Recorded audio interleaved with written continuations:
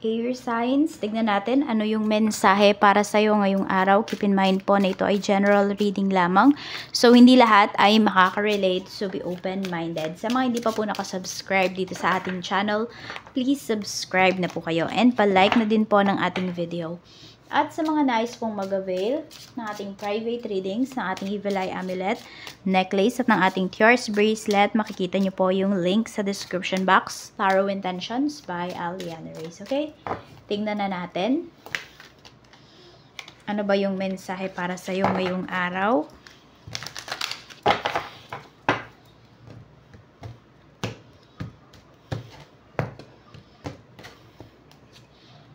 Bad karma. We have dirt digging. We have unfaced. Okay. May mga tao dito, no? Na pwedeng yung ginawa nila, 'di ba? Sila naman yung gumawa ng masama, pero parang nafi-feel mo na parang ikaw yung kinakarma. Air signs, nafi-feel mo ba 'yan? Okay, meron ako nakikita kasi dito, pwedeng there are times na tinulungan mo sila sa karma nila, na na-break mo yung karma ng mga taong to. Oo. Tapos ngayon, ang nangyayari, parang ikaw yung hinahanapan nila ng masama. Parang tingin nila sa'yo masama, ganun. Alam mo yung parang ikaw na yung nakatulong, pero masama pa yung tingin nila sa'yo, ganyan. So, if ever man may ma-encounter ka dito na tao, kunwari, nangungutang, pero hindi lang pala ikaw yung inuutangan ng taong to at hindi lang pala yan isang beses. Naging routine niya na pala yan. So, wag mong tutulungan kasi hindi siya matututo kapag lagi may tumutulong sa kanya. So, meron dito, parang meron siyang kailangang i-break na karma na ang nangyayari, hindi niya na-break yun kasi lagi mo siyang tinutulungan. Kaya napapasama ka dito.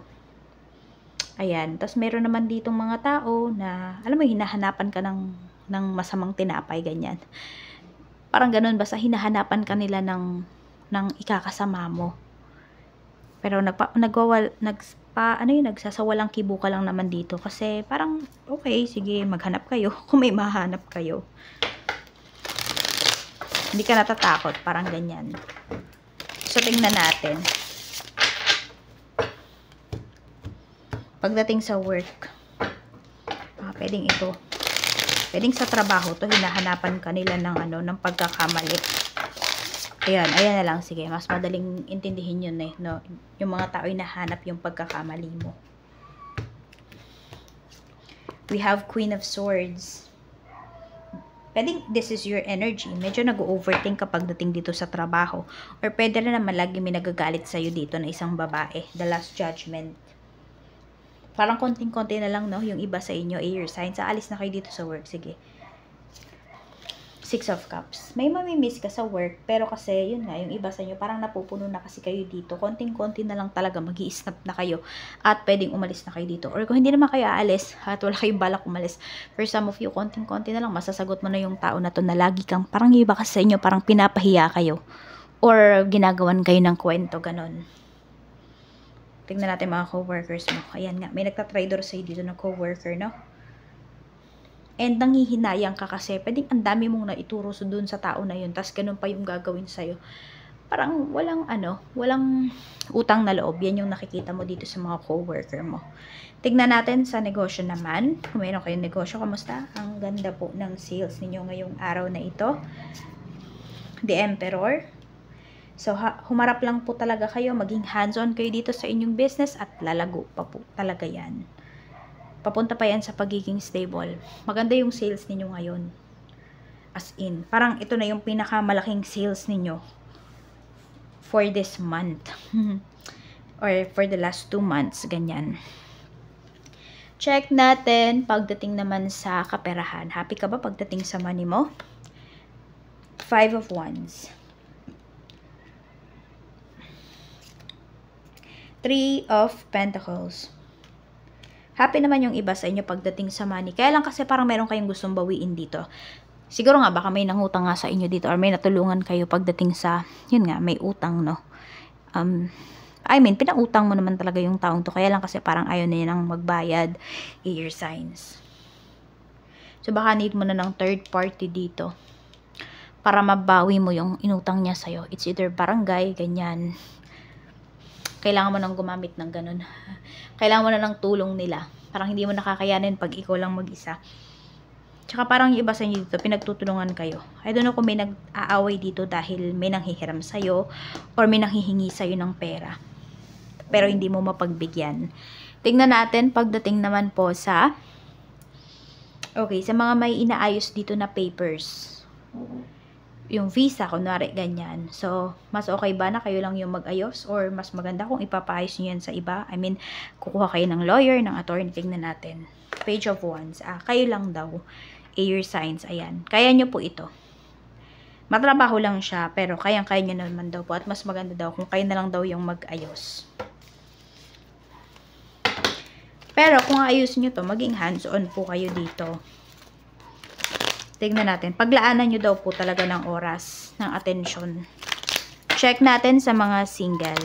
Sa mga single po, spirit guide, tignan natin. Sa mga single po na air signs. Stab in the back. Medyo mag-ingat kayo ha. Kasi pwedeng yung kadil ninyo, baka may karelasyon na yan, or marami yung kinakausap na iba. For some of you na meron kayong ka-talking stage. So, kung hindi nyo pa nakikita, makipag-video call kayo sa tao na yan. Pag ayaw makipagkita, alam nyo na. Isa lamang yan lesson sa buhay ninyo. Kaya huwag nyo masyadong seryosohin. Tingnan natin pagdating naman po sa in a relationship runner. Tinatakbuhan kayo ng person nyo. Actually, yung tao na ka-deal mo, hindi yan ready for a serious relationship. Pwedeng hindi yan seryoso sa inyo. Air signs. Oo. Kaya kung kunwari pinag-uusapan ninyo yung future, oo lang siya ng oo. Puro pangako lang yan, pero kung makikita mo naman, ay wala naman siyang ginagawa towards yun sa mga pinangako niya sa'yo. Sa mga married naman po, kamusta? Sa mga married, we have engagement ring. So, baka regaluhan ka ng asawa mo ng jewelry, or mas, alam mo yun, mas mararamdaman mo yung presence niya. Mas mararamdaman mo yung family mo ngayon na magiging masaya air signs. Pwede po na meron dito, kung nagtatrabaho sa malayo yung asawa ninyo, pwede po na kayo ay magkakasama-sama, baka mag-vacation, ganyan. Tignan natin, pagdating naman po sa mga may ex, tignan natin kung babalik pa ba yung ex mo. Ex-husband, ex-wife, ex-GF, let's see. Yung iba nga sa inyo, baka naka-talking stage nyo lang. Photograph. Actually, nami-miss kayo ng tao na to. Mukhang tatawag pa yan sa inyo. Mukhang babalik pa yan. Kaya lang, nasa sa inyo po yun. Kung kakausapin nyo ba yung taong to pag tumawag yan or pag nag-message yan, nasa sa inyo pa rin naman po yung huling desisyon. So, yes, may chance po na bumalik. Yan lamang po. Maraming salamat. Ingat po kayo always and more blessings to come.